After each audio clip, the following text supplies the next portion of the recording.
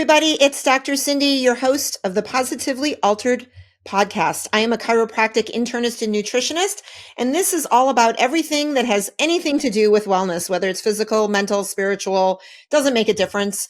We're going to talk to some great guests on this podcast. Today is absolutely no different. So I have an important question for all of you out there. Have you been affected by stress?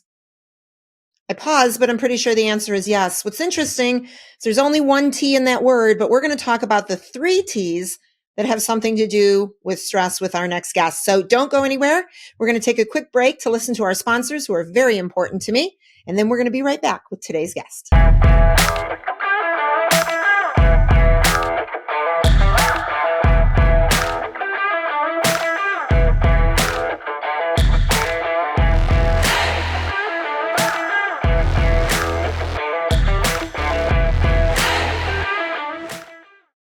Hello, my name is Heather Lord, and I am the COO of Professional Health Products. Cutting corners is an all too common practice in the dietary supplement industry. When my father founded Professional Health Products, he sourced the cleanest, most biologically active ingredients from around the globe. Today, that commitment remains, which is why the finest healthcare practitioners, like Dr. Cindy, have trusted us for more than 40 years. We oversee the entire process in our manufacturing facility, from sourcing and formulation to manufacturing and labeling. Today, we offer over 300 unique products that can be tailored to the nutritional and homeopathic needs of each individual. Most recently, we launched a proprietary genetic test, allowing our practitioners to get even more dialed in to their patients' health. To learn more about Professional Health Products, please talk to your practitioner or visit our website at phpltd.com. Today, your life is going to be altered. I'm Dr. Cindy.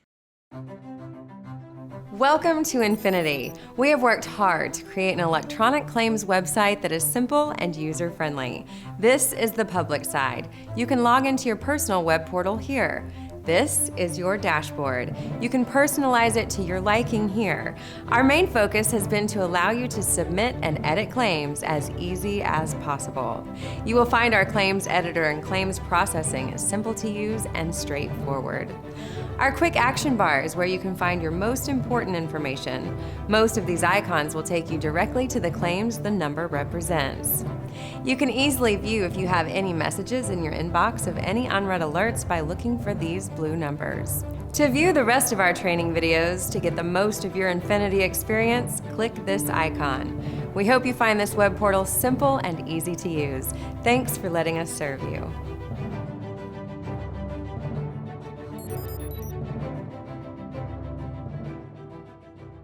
I'm Dr. Cindy. Who wouldn't want to join me for the Positively Altered podcast? Welcome back to the Positively Altered podcast. I'm glad you hung around. Today's guest is a friend and a super important individual because he is going to help us get to the bottom of stress with not just one T, but three T's. Welcome, Dr. Stacy Conrad. Hello, Cindy. How are you? I'm fabulous. How are you today? Very good. I almost felt like a sports announcer there. You know, I was feeding into you've been working with a lot of sports teams, right? Indianapolis Colts and some hockey teams and a handful of others. I felt like an announcer. Yeah. Now I'm not an announcer because I can't say that in English. I felt like an announcer to bring you onto the show. Well, I appreciate you having me. I'm looking forward to this. It's something I'm very passionate about, and I've dealt with that on a patient level for many years. Many of my patients and many of my friends tell me I should be a teacher, but I tell them I'm not a teacher. Even though as a doctor, that's one of the definitions is teacher. And I think far too many doctors really don't do any teaching of anything about health to their patients. It's amazing, isn't it? Like we just, we go in, we do a technique and we collect a paycheck. And at the end of the day, what do we accomplish? Right. Right. Yeah. So let's go into this whole concept of three T's. Tell me what that is and why it's so important. Well, if we back up a little bit, I think when you're in chiropractic school, and everyone who goes to chiropractic school, I was a chiropractic patient from the age of 13 with sports injuries. And my chiropractor was a wonderful chiropractor. And he dealt with me really more on just the biomechanical end of getting adjusted all the time. And I think that was just really helpful for me in my sports practice or my sports career rather, and then getting into to chiropractic, and he kind of led me into being a chiropractor. And then as you get into practice, you're adjusting people, but there's always people who fall through the cracks. And those are the people that always kind of drove me crazy. I was really happy to adjust people, get them moving better, get them out of their pain, whatever their crisis was, and kind of help them to move better, essentially. But I always wondered why I had so many people just kind of fall through the cracks. So I dealt a lot with nutrition in the beginning. So the 3 T's are traumas, toxins, and thoughts. And the traumas part is micro trauma, which is your kind of everyday stress and strain, which is typically what you see with every patient. When they come in and they're all bent over, they can't move, their knee hurts, their shoulder hurts, their back hurts, whatever it is. And I'm like, what did you do to yourself? And they go, I didn't do anything. And so that's always to me a sign that it's their daily lifestyle that's causing their dysfunction. And then you have the other people that are macro traumas, which are the people who are in a car crash or have a sports injury or something significant that happened at that moment. And but we see way more of the micro traumas than we do the macro traumas. So dealing with nutrition, and for me, nutrition was always not so much what was in a bottle, but what was on your plate. Mm-hmm. And so many people eat, and today it's far worse than 40 years ago when I started practice, is there's just so much processed food and food that is just full of unhealthy things for us.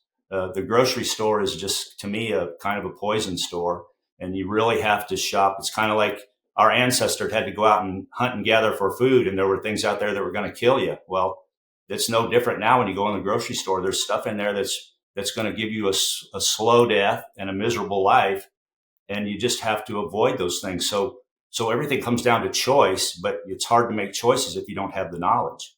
And then probably in the last 15 years, I've gotten more into the thought basis of that and dealing with, especially since 2020. I don't like to use the C word because I think it was all kind of nonsense. But since 2020, everybody is just stressed out so badly. And I've started dabbling in a few techniques. It's a little bit from Best Technique, and it's a little bit from KST. And we basically find out if people are stuck in a sympathetic dominant pattern where their heart rate goes up, their blood pressure goes up, their digestion goes down, they're insomniacs. They can't sleep at night because who wants to take a nap if something's going to get you? They're so stressed out. So you have to figure out a way to flip them back into parasympathetic dominance with the nervous system so they can rest, recover, and heal. And I found a lot of patients that they're not responding to adjusting. They're not responding to better nutrition. And then when we get into the neuroemotional releases, all of a sudden it's like something is like totally released on them. So I've gotten to where I deal with all of those realms, and that, I'm guided by what that patient presents with. So people present sometimes with all 3 of those, and sometimes it's just, one of those or 2 or whatever. But for the most part in today's world, we're dealing with all 3 of those 3 T's. Yeah. I think it's really easy if you're in pain to walk into a physician's office, a chiropractor's office, and go, this hurts. And I also think it's really easy, although some people don't like to admit it, that they eat like crap, right? Mm-hmm. When you start diving through, I think those are pretty. However, they always say, I eat really good. They do. Ask them about their diet. How's your diet? Oh, I eat really well. That's the standard answer. I know. And it's funny, when I run around teaching, I always tell people, stop trusting your patients. You have to ask them what they're putting in their mouth, right? Mm-hmm. Like, what did you put in your mouth from the minute you woke up to the minute you went to bed? What did you eat? Yeah. What did you drink? Did you chew gum? Right? Yeah. Are you chomping on the back of a pencil? Probably there's all kinds of things we're exposed to. Aspartame all day. Right? Yeah. Right? So I agree. Yeah. People, and really, it's not really their fault because, to your point, they're not educated. They don't know what's healthy or not, right? So when patients think they're walking through and, they stop at McDonald's and get the chicken sandwich, okay, probably not still a healthy choice, right? But we have to teach that. Yeah. And I want to come back to the nutrition with you because I know you're really passionate about it, but I think the scary part of the 3 T's is actually the thoughts.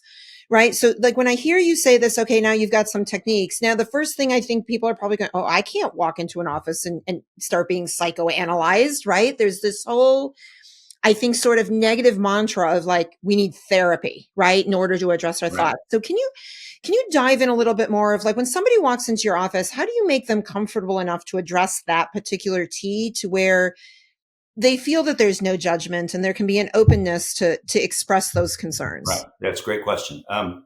the beauty of that is the techniques I use, they don't really have to tell me anything that's going on with them.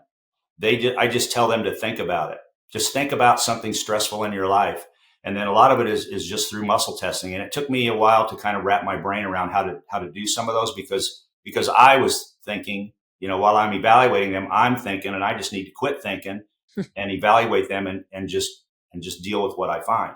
And so a lot of it is, if you just do a simple muscle test on a patient and have them say the word yes, and then muscle test them, they should be strong in that muscle test. If they say, and then I ask them to say no, and I just have them say that out loud. If they say no and they go weak, that's a normal response physiologically, right? But if they're strong in a no, then we know that there's a lock somewhere. And then I usually have them say their name and then a fake name or something, and it'll be the same thing. So we know there's a neuroemotional lock. If they're staying strong in that, it's almost like a sympathetic dominant response of they're in fight mode. And so then, if that's the case, then I go to the part I learned about the KST, and that's just kind of figuring out where their lock is from an emotional concept. And then with if it's a simple muscle test thing, we go through some basic emotions of fear, anger, love, sadness, enjoyment, and judgment. And we'll usually find that they're weaker in one of those emotions. So we know that something happened to them in their life. And sometimes it goes back 20 years, 40 years, yesterday, it could be anything. But there's an event that happened that really gets them stuck. So I always give the example of, it's like, let's say you've got a 3-year-old child and little Johnny is running around the kitchen and he finds a box of crayons, and mom's in the laundry room doing laundry, and he grabs these crayons and he's happy and creative, and he comes in and he draws this huge picture on the wall, right?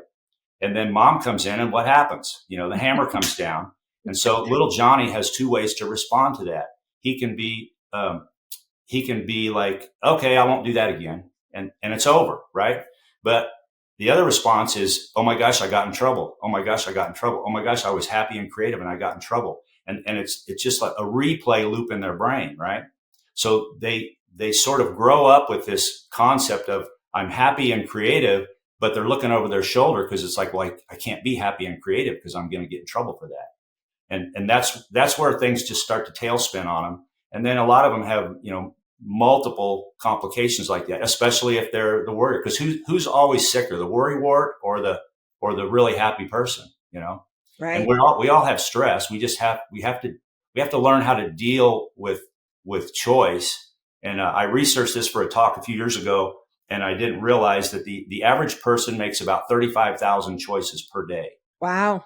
And I thought it would be 2,000 or 3,000 when I was going to research that. And I was blown away so the next day I'm driving to work and I'm like, okay, how am I making that many choices a day? Well, driving my car, it's like you're constantly adjusting the wheel, hitting the brake, hitting the gas, looking in the mirror. I mean, you're in perpetual mode of choice all the time. And we just don't realize how important a lot of those choices are, and how important our body is just going to respond to thinking. Just like if you go to a scary movie, and it's just a movie, right? But you're sitting there sweating bullets and you're clutching the person next to you. And your body is responding as if that is real, but it's not real, right?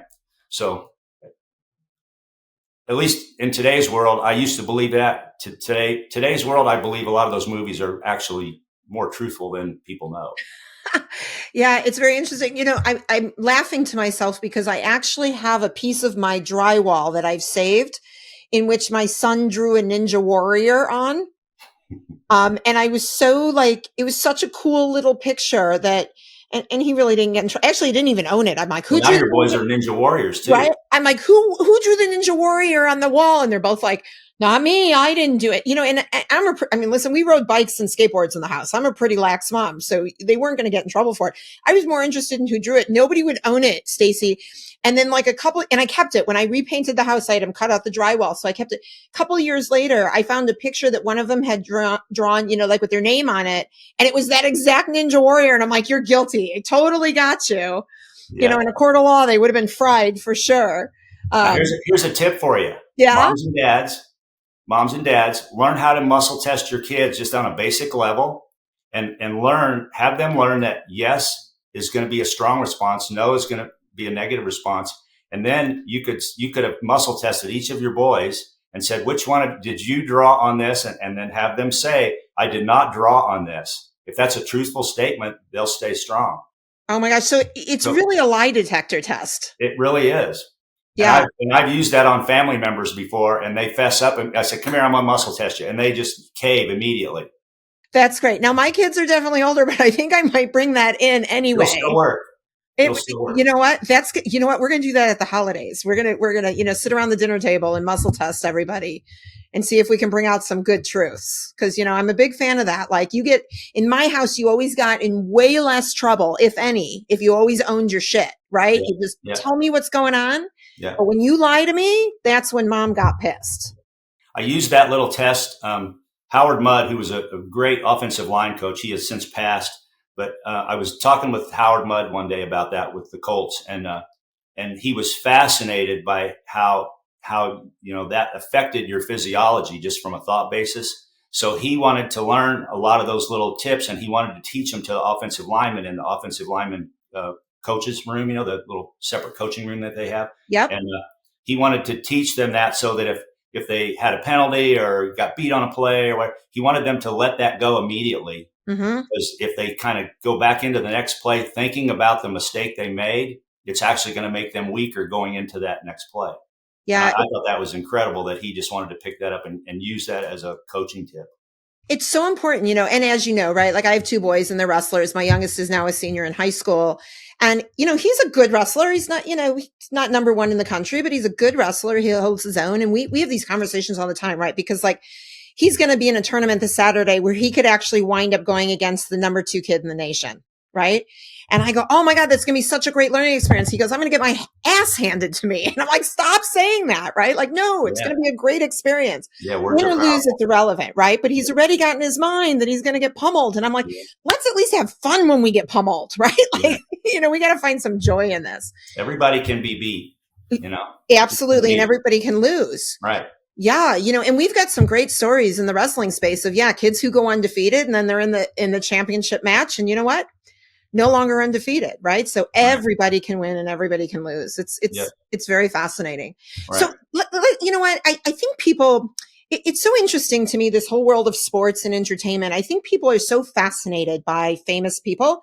I'm honestly not quite sure why, but I'd love to dive into that a little bit, right? Because they're just different versions of us, right? In terms of the 3 T's. Yes. Yeah, it's false idols.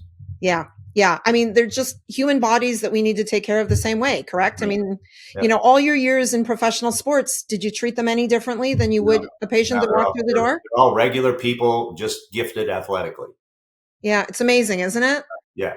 And I think they deal with the same stressors we do. It's just that there's this facade of that their life is so much better. And I'm not really sure why we elevate them that way. Well, I always bring the sports analogy into health because if you ever talk to an athlete and you ever ask them, have you ever played the perfect game? No matter what the sport is, have you played the perfect game? And they go, no, never. And I go, well, is that your mission or is that your goal to play the perfect game? And they go, yeah, but it's not really obtainable.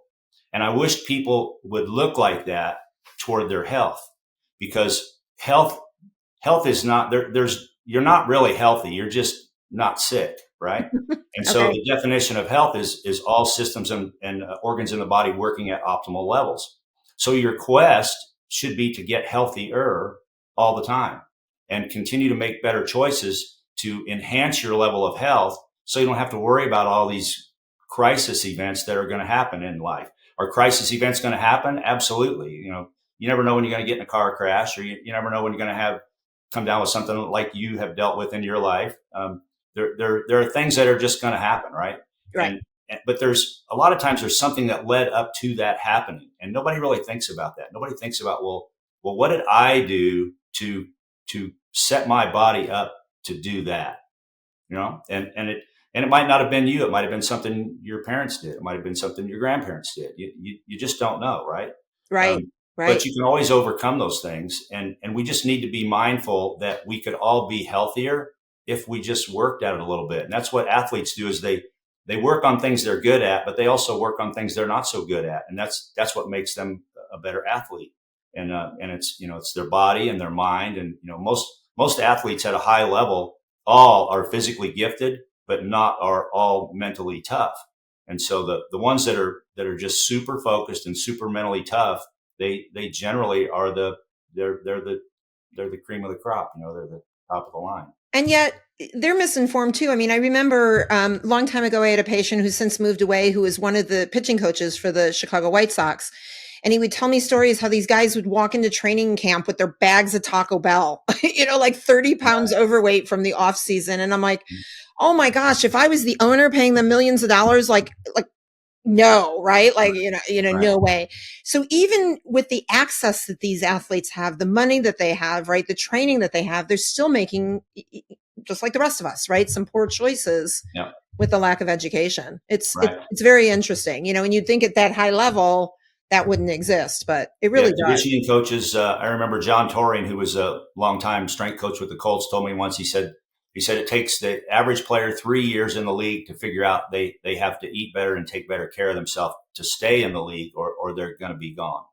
And you just see that happen all the time. It's amazing, right? And everybody picked on Tom Brady, right? And his lifestyle and his choices. Right. And like him or not, I mean, the longevity that man has had in the industry is pretty unbelievable. It's pretty amazing. Yeah. Yeah. And he takes good care of the body. Yep, sure does. He really does. So you know what? I want to dive into some of the crap that's out there that people are believing, right? One of the fun things I think about learning from you is that you poke holes in a lot of the stuff that's being promoted because we're being educated.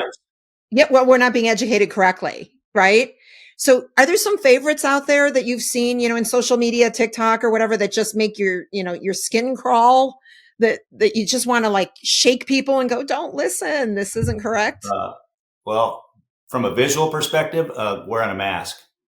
Okay. Wearing a mask I just shake my head. Okay. I all through 2020, I never wore a mask. Maybe a handful of times going into a store where I really needed something in that store. And so I'd come in and they'd chase you down and, you gotta cover your face. I'm like, so I roll my eyes, and I put something over my face and walk around the corner and take it back off. And I worked in my practice every day, didn't wear a mask. In fact, my stance on that, I don't want to say anything here to get you in trouble, but my stance on that was don't wear a mask, don't get tested, and definitely don't take any shots. That was my stance to all my patients. Yeah. Yeah. And I still stand behind that and I think that's pretty much been validated. Yeah. It's very interesting when patients, and we stayed open. We didn't shutter our doors. Listen, if you want to walk in, wearing the Bozo the Clown outfit, you're welcome to come into the practice, right? So no judgment for people that made choices, but we also chose to follow that same path. But it was very interesting because if a patient said to me, when should I get the vaccine? That was a question, not do I, but when do I? And I said, well, we're going to wait at least 10 to 20 years because there's zero research. We have no idea the effects, and we're basically now a human science experiment. And if we find in 10 or 20 years that the science backs that it's the right decision, then by all means make the right decision. But if it doesn't back it, I don't want you to become part of the experiment while we learn and figure that out. And unfortunately, we're not even at the 10-year mark, right? So we're learning a lot of things, sadly, that were very incorrect. Yeah. And I think there were a lot of us that were sort of preaching the right mantra, but unfortunately, we didn't hold the positions on national TV and media to. Well, and everything, and everybody that did talk or say what we're saying was silenced. Yes. When has that ever happened? Yeah. And when should it, right? Never. Exactly. It never should happen. Yeah. It's interesting. We could talk a lot about that, but I don't know. We can. I don't know how deep you want to go in all this kind of stuff. Well, again, no filter. So we can go wherever you want to go, Stacy. This is everybody's opinion, like it, love it, or leave it. I don't care. Yeah. That's what this is all about, is the freedom of speech and it's interesting. This has really, truly been one of my mantras in my entire practice. And that is, I don't care what you do. And that sounds really cold and uncaring, but I always back that up with, it is your choice in your life. I care that you're educated correctly so that you make a decision. It's not my job to make the decisions for you, right? It's my body, my choice, my family. I live in my little bubble. We do the things that we feel right about. But when people are making choices, whether it's food or vaccines or anything else with misinformation, that's what gets under my skin, because now they're not making an informed choice Right. to be able to stand up and say, I support what I picked. Right. And that's what I love to promote. Right. Yep. Yeah. And we see it a lot. And I followed a lot of people on social media, a lot of vaccine makers and a lot of different people from really all over the world. And a lot of them said there's just no way possible that they could have physically manufactured that many vaccines in that short of a period of time. So my belief is all this stuff was kind of pre-planned, and they created 2020 to get that injection in people. So the injection was there before 2020. Yeah, we know the virus has been around for a long time. And let's face it, there's been multiple viruses around for a long time, and they do mutate and morph, and some by man and some by nature. And, it's very interesting. I just got myself involved in an international organization for really chiropractic, and the effects that it has on long COVID and all the symptoms that we have as a result of the spike protein. We've got some exciting research, good little teaser here, but we've got some exciting research coming out on how chiropractic care will actually facilitate changes in the immune system in the body, which you and I have known for decades. In order to help all of these patients that were so adversely affected now by both the vaccine and the virus. Right. And I don't know, did you walk through COVID? Were you one of the lucky ones that? I got really sick January of 2020. Okay. For a week, I just had real high fever and just felt pretty miserable. Went from the bed to the sofa and did that for about 5 days. And that was really all I had, was really high fever, and just felt like somebody ran over me. Okay. And then a month later, or two, we're at our PFCS conference in Indy, and that's about when it came out, and people just kind of started panicking. But I'm like, well, I already had that. And then I got a little bit sick in November that year, but very mild. And then I haven't been sick since then. So. Yeah, it's amazing. It put me down for 13 days. And you can walk in my office with a fever, vomiting, diarrhea, and I don't pick anything up. Yeah. It put me down for 13 days, and I had really bad headaches, like excruciating headaches and some bone pain. Headache. Yep. And fever. And I took everything off my shelf that I knew what to use for a virus, and I pounded that and got myself through it. And, wasn't fun, but, here to tell the story. Right. And the flu's never fun. No, but we get through it, right, with a good immune system. Yeah. I've always dealt with the flu in my practice. Like, patients will call and say, well, I feel kind of sick. And this goes back, 30 years. Well, I feel kind of sick today. I don't think I should come in. And I go, well, you should absolutely come in, because it'll stimulate your immune system and you'll feel better faster. And I said, I just have two questions for you. Are you having any vomiting or any diarrhea? Because if you have those, I just stay home, right? Nobody wants to be out if you're dealing with those. So that's always been my stance. If you don't feel good, that's the best time to get adjusted. Right. You just convert the visit into a different reason. That's all. Right. Yeah. Don't cancel. Come on in. And those patients will all come back later and say, I really did feel a whole lot better, a lot faster after getting that adjustment. It's amazing. It's amazing. And when they do get sick, I would always ask the patient come in and say, I was really sick last week. I had the flu or something. And I said, well, how'd you get the flu? And they go, well, my kids gave it to me, or my coworker gave it to me, or whatever. And I go, really? I said, have you ever been around somebody that had the flu and you didn't get the flu? And they go, well, yeah. And I go, well, how'd that happen? Somebody gave it to you. How'd you get around to somebody that had it and you didn't get it? And it's kind of, the response is usually interesting, because I just shut up and I just watch, I just look at them, and they never really have an answer, and some of them will fumble around and eventually say, well, I guess my immune system was weakened. And that's where I want them to think, that's exactly what happened. Because in sick season, what happens? It starts colder weather. We have less sunshine. Mm-hmm. Thanksgiving hits, you start eating and gorging on stuff you normally don't eat. You start drinking stuff you normally don't drink a lot of. You probably stay up late with family. You're traveling. So you're doing all these things that weaken the immune system. And that's what gets people in the position to be sick in the first place. So again, it's back to choice, do that, but kind of control it and keep it in moderation, and realize you gotta catch up on a few things or you're going to get sick. Right. So it's really about taking care of yourself before it happens. I tell people, you don't wake up one day with cancer. You don't wake up one day with diabetes. You don't wake up one day with a poor immune system. It's time, Right. right? It's things that we do over a period of time. So why would we wait for the symptoms to catch up to us where we now have a label instead of doing some of the good work, including chiropractic and nutrition, so that we never, right, have to say we wound up there. Yeah. Yeah. Why do you think people are so afraid of chiropractic medicine? The people out there that, won't walk in or hear bad stories. Where's the fear? Because of the lies. Yeah. I mean, it's all lies. It goes back to the, oh my gosh, what's, 1976. Chester Wilk. Oh, yeah. Okay. Chester Wilk trial. Probably most chiropractors out there practicing today don't even know who Chester Wilk was. But the Chester Wilk trial, and he kind of went to bat for chiropractic in the Chicago area with several other chiropractors, and they fought the AMA and they won. That the AMA was trying to collude and crush chiropractic, which they've done to almost every other healthcare profession, by the way.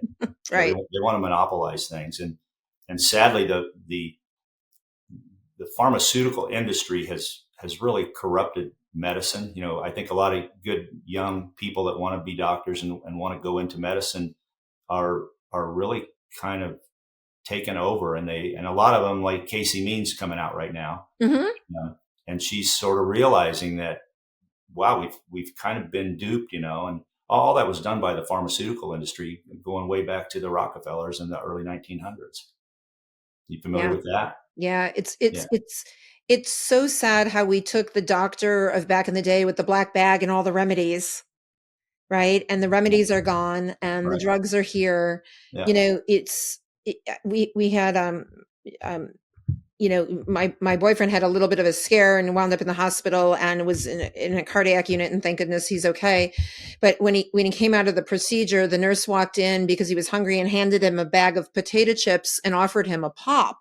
Yeah. And I said, did you seriously just offer him a pop? Like, we're in the cardiac unit. And she goes, oh, I'm so sorry. We have diet pop too.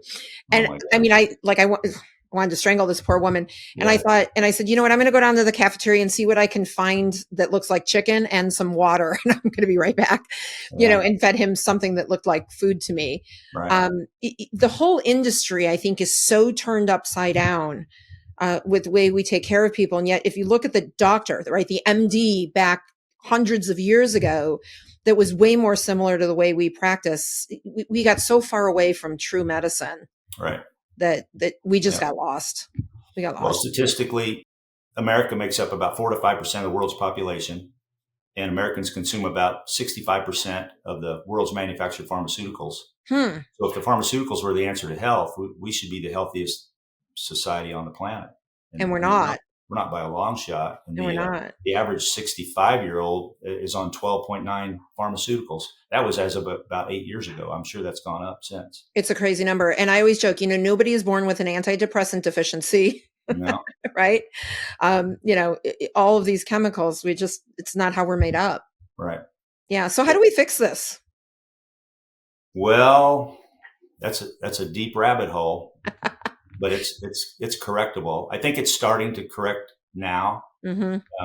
But people have to pull their head out of the sand and realize that things have not been good, and we've been lied to in many ways. I had a gentleman come to me over 30 years ago as a patient. He was probably my age now at that time, and we were just talking about crazy things in the early 90s about what was going on in the world, and he goes, well, we're all living the lie, right?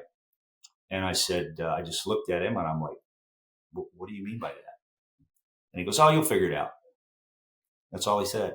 And it took me until I was 60. I just turned 68.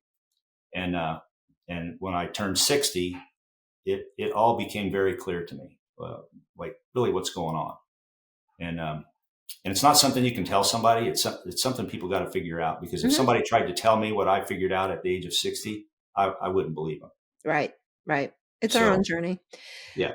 What I would love to inspire people to do is just question everything. I laugh. Patients will come into the office and they'll be like afraid to tell me that they ask somebody else a question or they want to bring me an article, right? Or question what I'm doing. And I'm like, no, no, no, no, no. Like, that's so important. Like, please don't trust everything I tell you that comes out of my mouth. I mean, I'm smart and I know what I'm doing, but you absolutely need to question what I'm presenting to you, right? And then if you're comfortable, then we move forward. And if you're not, then we don't, right? But when people come in and just take everything somebody says at face value, I think that's where we really get into trouble, right? So everybody out there listening, question everything, right? Ask and make sure that it makes sense. Good, logical. I think we lost logic, Stacy, in this country. Well, they've been conditioned to not do that. Yeah. We have to change that. We've all been conditioned. Yeah. All conditioning. Yeah, no, question everything. We got to turn back to our childhood, right? I was just talking to a previous guest, and he said, as children, we always ask why.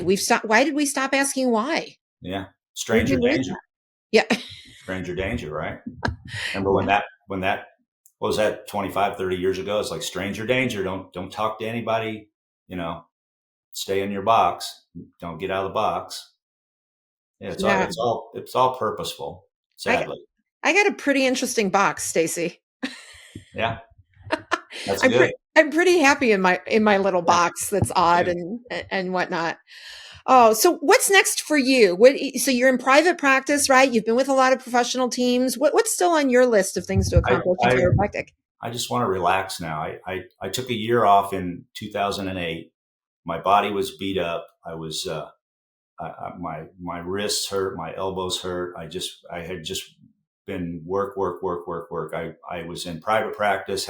We had a big practice in Carmel, Indiana, and I had young doctors working for me and a lot of staff, and I just started realizing I was just working to pay a lot of other people, and I was killing my body in the process. That was the last year I worked with the Colts, and I just took a year off, and it took me 4 months of just resting and doing nothing to actually start to feel good again. And I had a patient that I kind of divvied up all my practice to all the docs that were working for me at the time. And I had a lady kind of start crying and, I hate to see you leave, Dr. Conrad. And she goes, what are you going to do with all your free time? And it stumped me. I was like, I don't know. So that really kind of scared me because I thought I really don't have a life outside of just working all the time. I wasn't married. I was, I have a beautiful wife now. We do all kinds of stuff together. We have fun together. I only work about 12 or 14 hours a week now. Great. I'm booked out, several weeks on my schedule. And so I don't really have to, I kind of have to say no more than yes, which is what I used to do. But you just got to learn to take care of yourself and enjoy life. I realize that I'm pushing 70 now and nobody knows how many days you have left, I want to enjoy the rest of it. It's very true. Yeah. It's very true. So I don't know about you, but I'm an avid reader. I think there's a book that you absolutely love that I would love to talk about. And it's called Your Health, Your Choice by M.T. Mortar. Mm-hmm. Before we take our last commercial break, what's a good lesson from that book that we should take from that maybe we can all move forward with? The title says it all. The title says it all. Your Health, Your Choice. And I was at a point in my life there where I was eating, fast food and drinking soda and drinking other stuff, way too much. And then your body, you just start to feel it, you start to get a little older and you're like, wow, it's hard to do that, and I ran across Dr. Mortar at a seminar I was at and he was talking about food combining and pH of the body and alkalization of the body and acidity of the body. And it was just fascinating to me what he was, because I'd never really heard that before. Okay. And then the food combining, I think goes back into maybe the 1930s or something. So I really kind of put that in practice for myself. And a lot of the things that he taught, I didn't believe. I was like, well, I don't believe that, but I applied it and it worked. And so I was kind of blown away by that. And I practiced that model really strictly for 2 or 3 years. And it's probably the best I've ever felt in my life. It's really difficult to follow because there's we just have an abundance of choices in America. And there's just so many things to eat and drink that just aren't good for us. And then we kind of just gorge ourselves with everything instead of instead of thinking of if we were in nature and we had to go out and find food, you're not going to find something to eat and tuck it under your arm and say, okay, now I'm going to go look for something else to eat. You're not going to go find 5 or 6 or 10 things to eat. You're going to eat that one thing. And so our body by design is kind of designed to take in kind of one food element at a time. Mm-hmm. And so, you find a berry bush, you eat a bunch of berries. And if you're lucky to maybe get a rabbit or whatever, you're going to eat rabbit, So it made a lot of sense to me, and it really did make a difference. That's a great book. It's an old book. It's probably a bit outdated because it was written, I think, in 88 initially. And I read it. It was probably 89 or 90 when I got into that book. But, in today's world, he didn't talk about GMOs, which most patients don't even know what GMO means. I'm like, do you eat any GMO foods? And they go, well, what's that?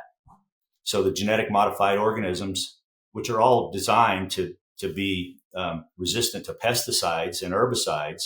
So the plant will grow, but nothing else will. It'll kill everything else, right? And so we've gone to this corporate food model that's just full of toxins.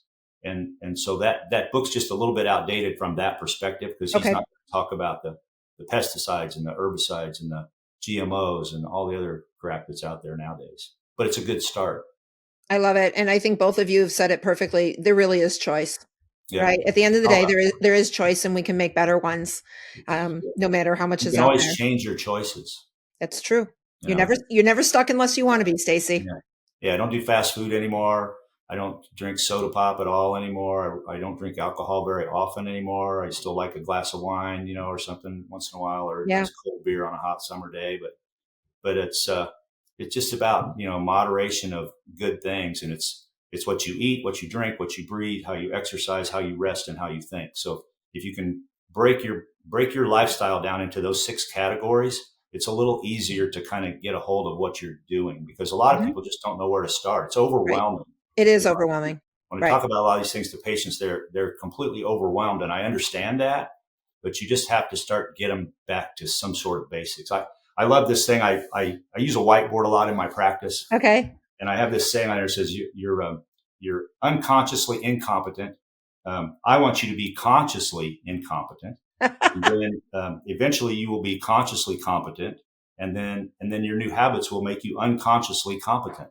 So, oh my God, I love that. You kind of have to take them through those levels. They're doing so many bad things, they just don't know it.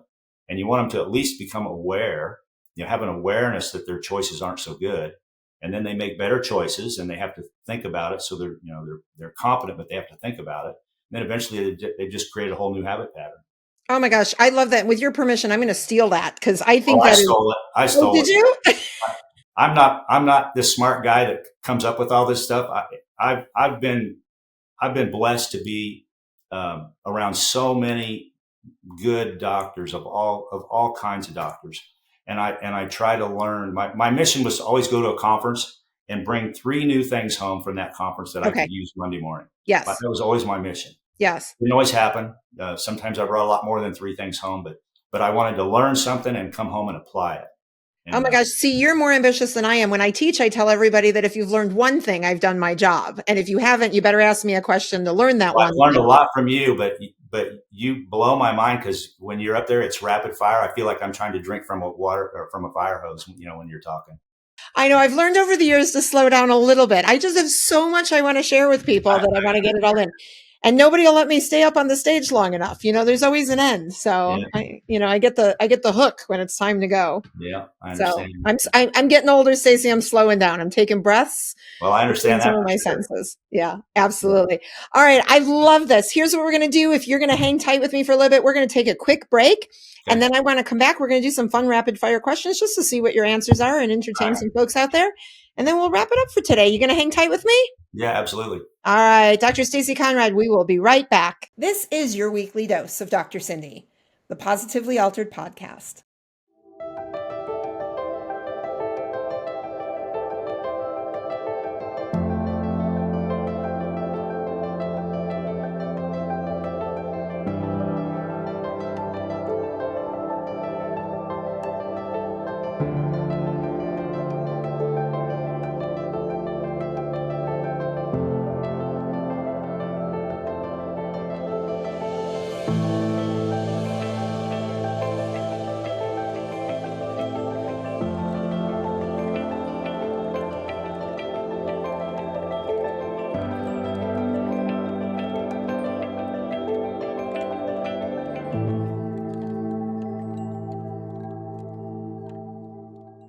Stop.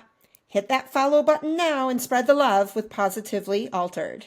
Welcome back. I'm glad you stuck around through the break. We are with Dr. Stacy Conrad, my friend, a chiropractor from Indiana extraordinaire. And we are going to have a little bit of fun right now, Stacy. Some rapid fire questions. No prep work on this. You ready? I guess. We'll see. All right, we'll see. And just so you know, it's never rapid because I always have qualifying questions, but I'm going to ask them anyway. So number one, if you were ruler of the universe, who would you trust to drive your chariot? Well, I don't put my trust in man, so I'd let Jesus have the wheel. Nice. Oh, there's a song I think that says something like that. Awesome. Yep. All right, I'm going to catch a ride with you. Is that okay? Sure. Okay, perfect. Because I'm not so sure I have there's some bad drivers out there. Oh, there sure is. Yeah. Okay. Fair enough. If you had to change your name like we require people to change their password, what would you change your name to? I would not change my name at all. Really? No. I've been teased most of my life of having a girl's name, and I've always loved my name. So have you? Yeah, sure have. Even when you were little? Yeah. Yep. Because I was the only Stacy. Okay. And I knew a lot of girls named Stacy, but I didn't know any boys named Stacy. I've met a few over my lifetime, some other men by that name, but I always loved my name. So did you ever ask your parents, why Stacy? Yeah, my mom, my brother, who's 2 years older, we were born when my dad was in the Army. And I think the story goes something like the neighbor down the street had a boy named Stacy or something like that. So I got named after a neighbor kid. Okay. Oh my gosh, that's so funny. Exciting. What is? I'm thinking of the Johnny Cash, a boy named Sue, right? The song "A Boy Named Sue." So it's just it's a chiropractor named Stacy. We just have the. I never got picked on though for my name. I don't know. Nobody ever really picked on me for it. So. Listen, you know what? Kids are mean. They find something to pick on, whether it's your name or something else. So we're all victims at one point. I was always an athlete, so maybe they were intimidated. I don't know. See, that's good. You had that going for you for sure. Oh my gosh, great. All right. So if you could domesticate any animal on this planet to make it your personal pet, what would you pick? Oh, wow. Oh, that's a great question. Probably a lion. Yeah? Yeah. Okay. King of the beast. Yeah. And does it have to go into the cage and sleep at the foot of the bed or? No, sleep on the bed with me. It would. Yeah. Okay, well, I wouldn't break into your house if that was the case. Yeah. That would be a good protector for sure. What food should be a breakfast food that is not? Broccoli. Yeah. Steamed broccoli. So you want to start with some early morning gas. Steamed broccoli, never given me gas. Steamed. Now, if you put the cheese on it and all the other crap, maybe so. But if you just do steamed broccoli, my digestive system handles that well. I also love celery. Okay. So anytime I'm not feeling up to par and I get up and I want to eat steamed broccoli or celery for breakfast. Interesting. Now that's like the new fad is celery juice. That's been a thing lately. That's been a thing for a long time, I think. Yeah. Do you buy into that? Is there value to that? I'm not into juicing because I feel like I'm wasting most of the food. I want to eat everything. So. Okay. All right. So steamed broccoli. Now, are you a seasoned kind of guy? Do you salt, a little paprika, red pepper, or just straight? Yeah, a little bit. My wife's more the seasoner, and the stuff she makes is phenomenal. So it's, but I just like raw vegetable. I like to go pick something out of the garden. Nice. We got a lot of gardens here. We bought it. We moved out in the country a few years ago, and 2014 we kind of saw craziness coming, and we said it's time to get out. And so we bought 20 acres of kind of woods and out in the country, and we live out in the country, and I can't wait to come home every day. Oh, isn't that awesome? To a park. Yeah, that's amazing. So I just love raw vegetables. I love meat too, and I'm addicted to sugars and grains. Which anytime I don't feel good, I know I got to cut out dairy and grain. If I cut those out of my life, I get well really quick. Yeah. So it's amazing. I'm big on vegetables. 80% of your diet I think should be vegetation. Love it. Average American's about 10%. So yeah, I love it. My middle one, Ari, would come home from football practice when he was 7 or 8 years old, and for a snack, ask for a bowl of broccoli. Yeah, it was pretty cool. There aren't too many kids that do that, so pretty fun. All right, what is your favorite body part and why? Well, for me or on somebody else? I don't know. How about both? Wow, I don't know. My favorite body part. I don't know, legs, I guess. Okay. Whether it's you or somebody else? Yeah, for me, I used to have big, strong legs, and it's just kind of wasting away, and I'm like really sad about that. Oh. Well, there's still some work that can be done to bring that back, don't you think? There definitely is, yes. All right. See, you never have to settle. You know what's amazing is for all the chiropractors that I have had on the podcast, nobody has ever said spine. Yeah. Isn't that interesting? It is interesting. Yeah. I mean, it doesn't have to be our favorite, I suppose, to facilitate change, but as a chiropractor, though, I look more at things like the brain and nervous system. Yeah. Not so much the spine, because the spine is just a mechanical lever that you're going to use to introduce change into the nervous system. Yes. So to me, it's more about neurology than it is, skeletal issues. Yeah, we have had the answer brain a couple times, but never spine. So, maybe there's some logic behind that. And lastly, Dr. Stacy Conrad, what was your favorite thing about doing the podcast today? Probably the first time I've done one, and it's been great. It's been. I love that. Yeah. Oh my gosh. You're a great host. Well, thank you. So this was your Virgin podcast. I'm proud to have been doing this with you. Yeah. This is great. Yeah. And I hope it'll inspire you to do more. Yeah, it's something I've kind of wanted to do. I've thought about doing for a long time, but it's just kind of not me. So for me to kind of get a nudge, I was really quite terrified and thrilled at the same time when I got your message that you wanted to have me on. And because I'm kind of a behind the scenes kind of person when I have my game face on in practice, and to me it's like game day on a sporting event. It's game day, right? And so I can really get focused and really, deal with patients and go all at it. But then when I'm done with that, I just kind of want to stay behind the scenes. All right. Well, we won't keep you in front of the scenes too much longer, but for people who want to find you or your practice, how do we get in touch with you? How do we know what's going on in your world? Premier Sports Chiropractic or premiersportschiro.com is my website. But I'm, should I give a phone? I don't want to give phone numbers. We can Google you and find you. Yeah. premiersportschiro.com is my website. Right. Fair enough. I'm going to modify that shortly because I'm probably, I'm slowly kind of just slowing down in practice. So. Well, you know what? That's going to give you way more time for podcasts. Yeah. Contact me, come visit. We got a guest house. You're welcome to come anytime. We got a guest house, hang out in the woods. It's peaceful. Get away from the city. You don't need to be in the city anymore. I love it. Stacy, my word for 2025 is quiet. So I just might take you up on that, Yeah, I have a few guys that come here before the PFCS thing. They come in a day or two early and they come out and we just hang out for a couple of days. Sounds awesome. I absolutely love it. Yeah. Well, I will tell everybody out there, if you want to learn more about me, check us out at drsindyspeaks.com or shoot us an email. We'd love to hear from you at hello@drsindyspeaks. And please pick up the book, Positively Altered, Finding Happiness at the Bottom of a Chemo Bag. I will tell you, Dr. Stacy Conrad, that my favorite thing about this podcast was just catching up because I haven't seen you for a couple of years at the Professional Football Chiropractic Society and hope to make it back to Indy really soon. I would love to come back. And I just appreciate your honesty, your transparency, and let's ask questions, let's get it right, and let's just stop all the lies. So thank you today for your time. And my pleasure. Thank you very much for having me. Everybody just think more about your choices. I love it. So think about your choices, and hopefully our conversation today has left all of you positively altered.